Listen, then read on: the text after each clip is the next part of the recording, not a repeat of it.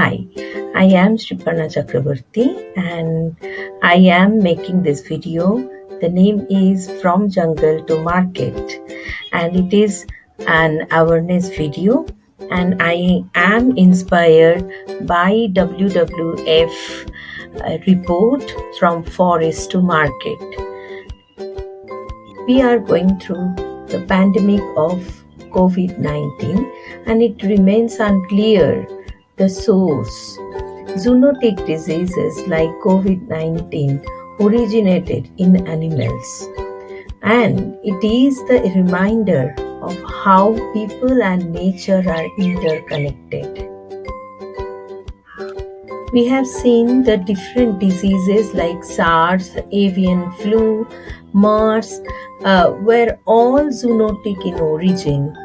Animals are not to blame for these outbreaks. It's human activities that encroach unsustainably into wild places and risky interaction with wildlife that create increased risk. These kind of zoonotic disease occur when a disease jumps from animals, wild or domestic, to humans. Any number of interactions can lead to this kind of events. A hunter transporting the meat of a wild animal shot in a forest, a farmer tending to the family's livestock at forest edge, or a vendor selling goods in urban market. The spillover of zoonotic disease to a person can occur when a person is bitten by the wild animal, when someone is exposed to feces, blood, or saliva of a wild animal or of a domesticated animal that has been exposed to the wild animal, or simply from breathing aerosolized virus coming from sick animals in a wildlife market or elsewhere can cause this kind of zoonotic disease. Most pathogens that inhabit animals pose a minor threat to people. However, novel zoonoses, meaning those which have not been previously identified, are emerging with increasing frequency. 3 to 4 new infectious disease outbreaks occur each year. Up to 76% of them come from animals. It's time for better understanding our changing relationship with nature. As humans push into the last blocks of natural habitats, especially tropical forests, we encounter more and more novel viruses and pathogens that may be a risk to people. People settling and working in newly open forests interact with these new diseases. Deforestation opens a Pandora box by causing numerous issues that compound increased risk. Scientific studies have shown that fragmented forests and hunting sites can alter ecosystems. Hunting sites can alter ecosystems, resulting in higher densities of certain types of animals, such as rodents, which can carry higher levels of zoonotic diseases. Expanding infrastructure and logging, legal or illegal, requires the building of roads and can create fragmented forests. Expanded road networks are associated with commercial plantations of palm oil, rubber, and paper pulp.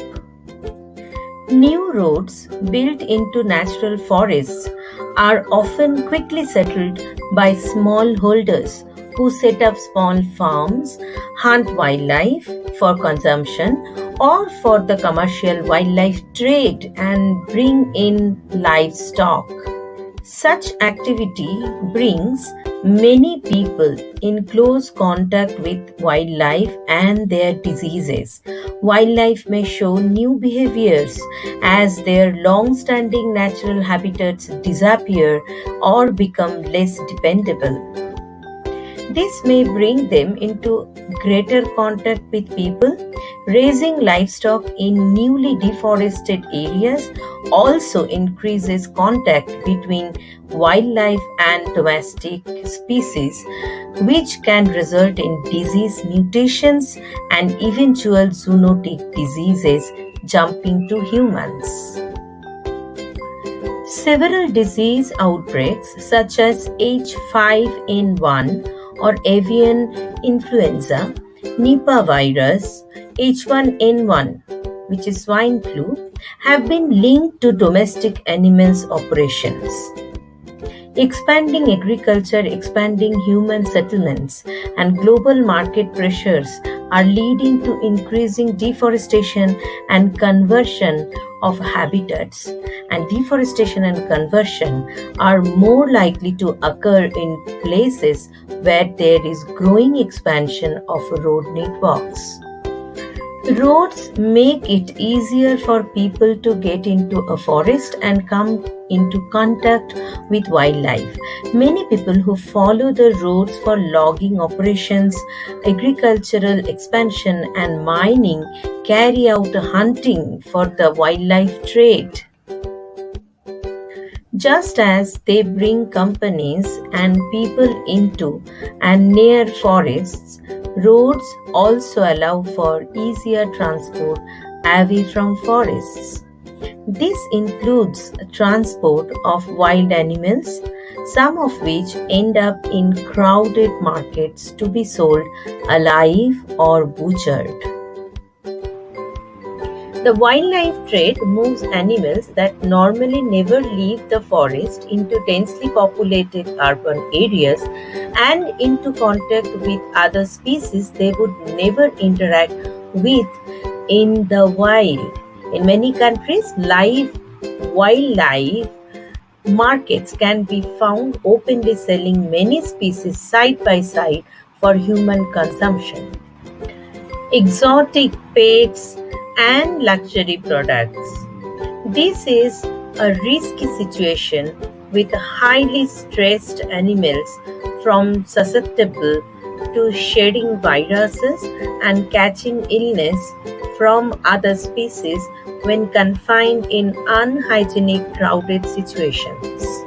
Traditional medicines and exotic pets are luring traders to sell these kind of wildlife in the open market. Recent studies have found that intense human-animal contact is a key risk factor for zoonotic disease emergence, particularly in permanent live animal markets.